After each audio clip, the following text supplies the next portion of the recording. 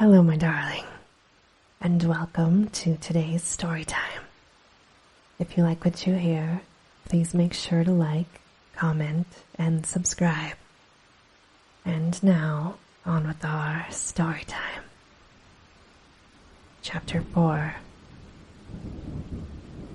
I can hardly describe the mood in which I was left by this harrowing episode.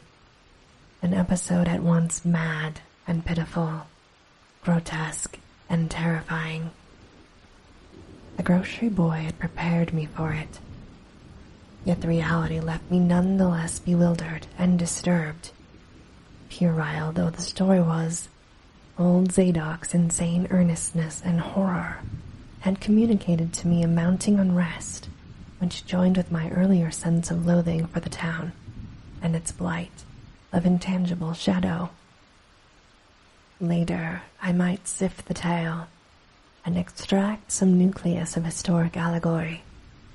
Just now, I wished to put it out of my head. The hour had grown perilously late.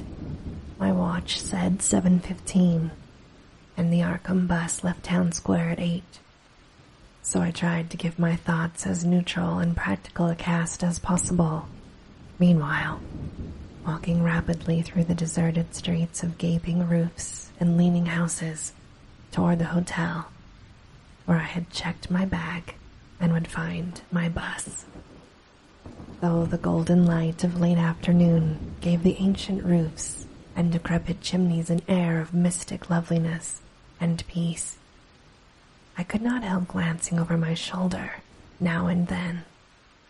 I would surely be very glad to get out of malodorous and fear-shadowed Innsmouth, and wish there were some other vehicle than the bus driven by that sinister-looking fellow sergeant. Yet I did not hurry too precipitately, for there were architectural details worth viewing at every silent corner, and I could easily, I calculated, cover the necessary distance in a half-hour. Studying the grocery youth map and seeking a route I had not traversed before, I chose Marsh Street instead of State for my approach to Town Square. Near the corner of Ball Street, I began to see scattered groups of furtive whisperers, and when I finally reached the square, I saw that almost all the loiterers were congregated around the door of the Gilman house. It seemed as if many bulging, watery, and unwinking eyes looked oddly at me as I claimed my bag in the lobby, and I hoped that none of these unpleasant creatures would be my fellow passengers on the coach. The bus, rather early, rattled in with 3 passengers somewhat before 8, and an evil-looking fellow on the sidewalk muttered a few indistinguishable words to the driver. Sergeant threw out a mail bag and a roll of newspapers and entered the hotel, while the passengers, the same men whom I had seen arriving in Newburyport that morning, shambled to the sidewalk and exchanged some faint guttural words with a loafer in a language I could have sworn was not English. I boarded the empty coach and took the same seat I had taken before, but was hardly settled before Sergeant reappeared and began mumbling in a throaty voice of peculiar repulsiveness. I was, it appeared, in very bad luck.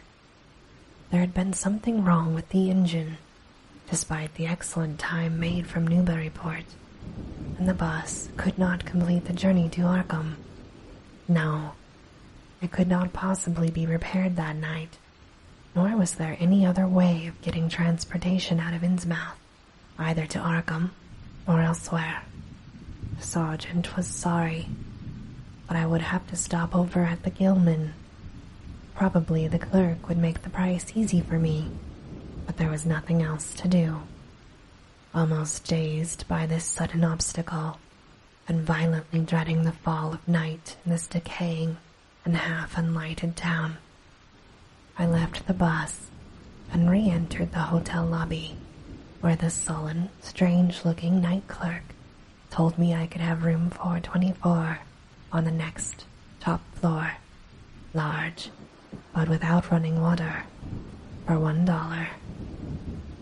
Despite what I had heard of this hotel in Newburyport, I signed the register, paid my $1, let the clerk take my bag, and followed that sour, solitary attendant up 3 creaking flights of stairs, past dusty corridors, which seemed wholly devoid of life.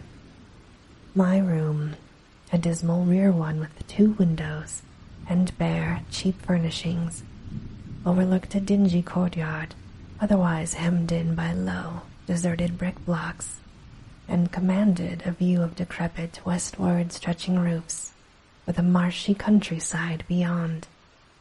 At the end of the corridor was a bathroom, a discouraging relic with an ancient marble bowl, tin tub, faint electric light, and musty wooden paneling all around the plumbing fixtures.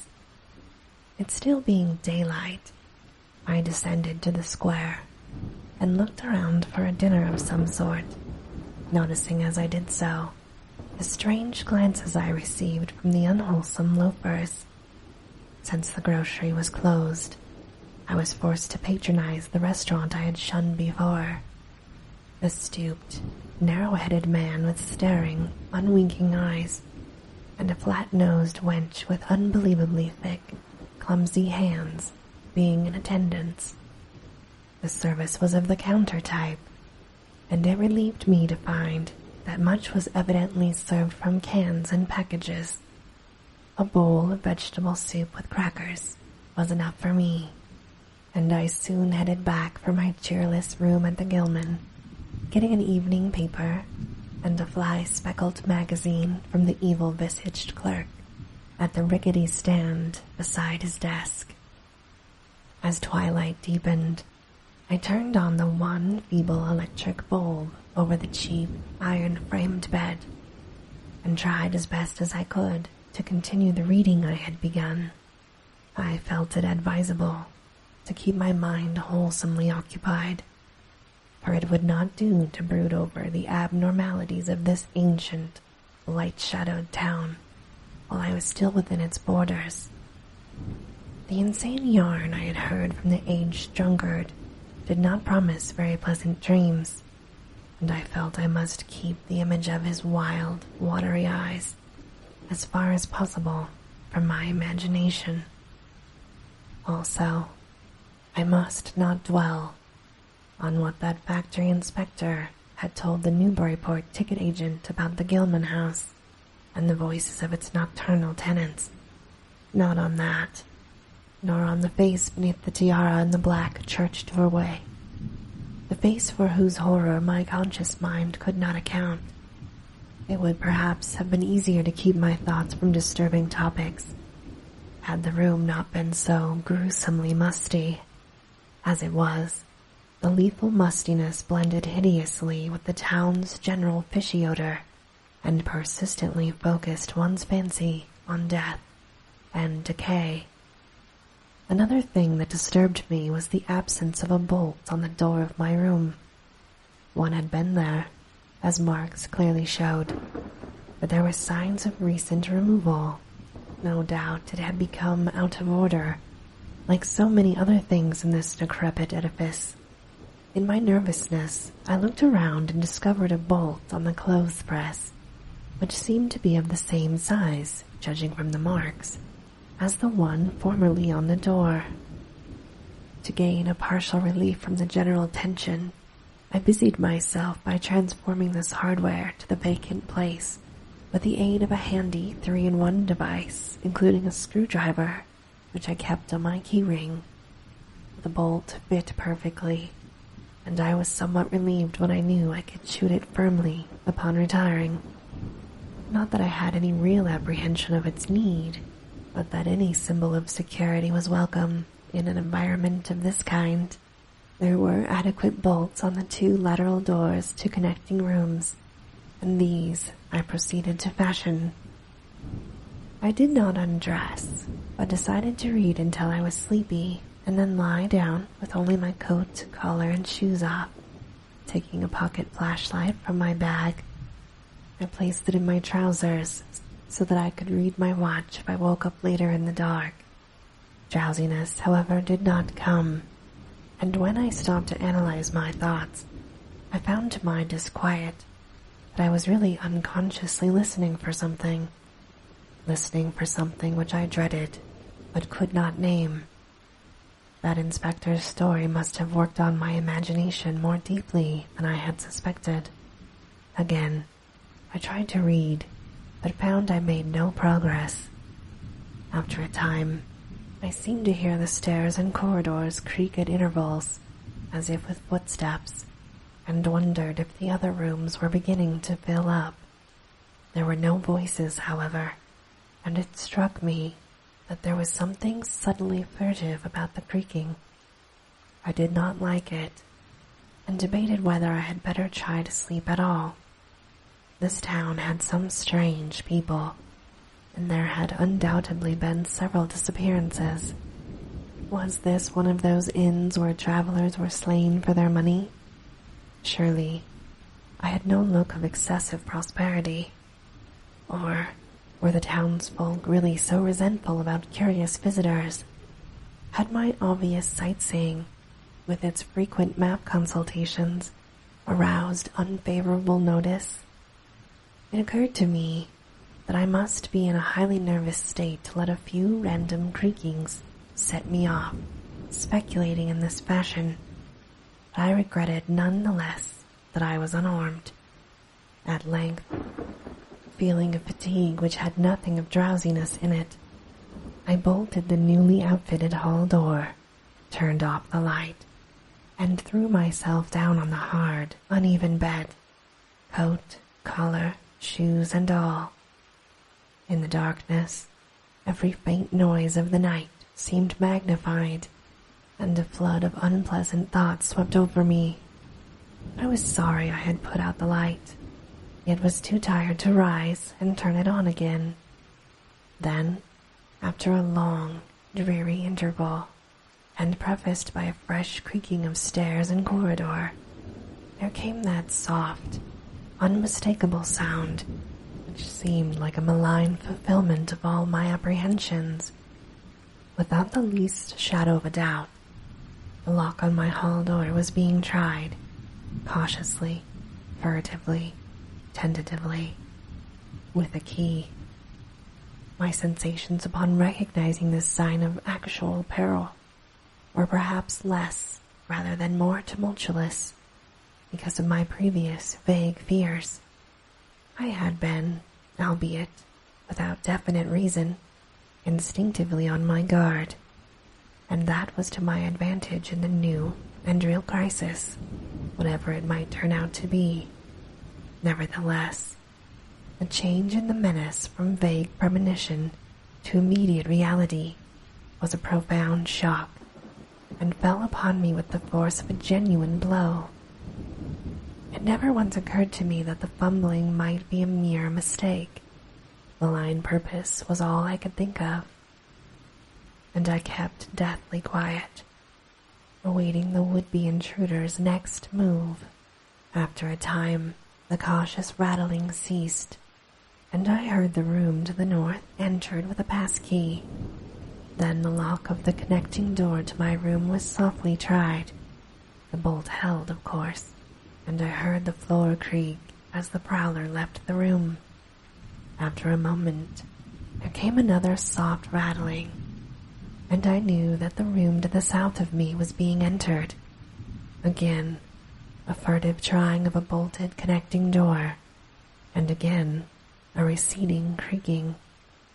This time, the creaking went along the hall and down the stairs, so I knew that the prowler had realized the bolted condition of my doors and was giving up his attempt for a greater or lesser time, as the future would show.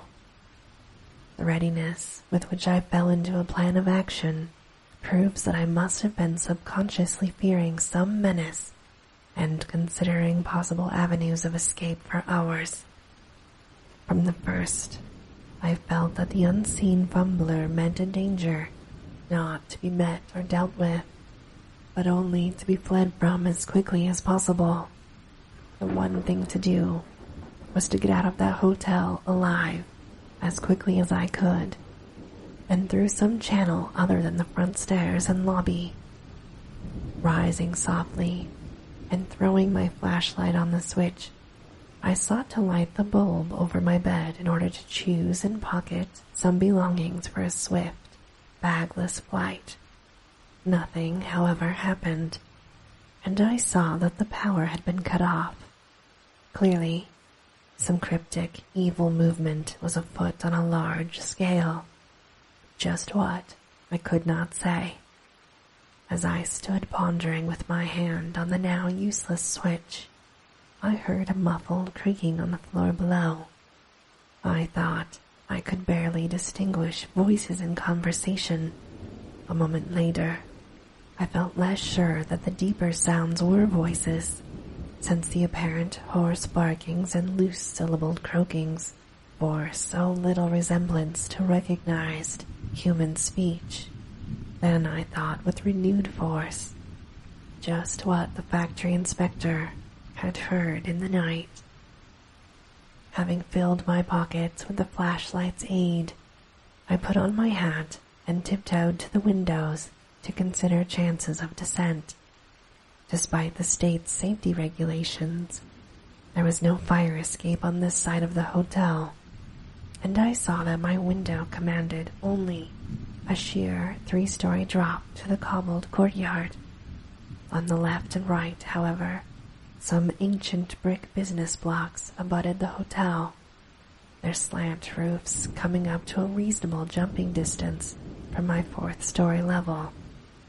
To reach either of these lines of buildings, I would have to be in a room 2 doors from my own, in one case on the north, and in the other case on the south, and my mind instantly set to work calculating what chances I had of making the transfer. And this, my darling, ends our story time for today.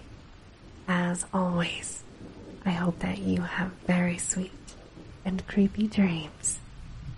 Good night.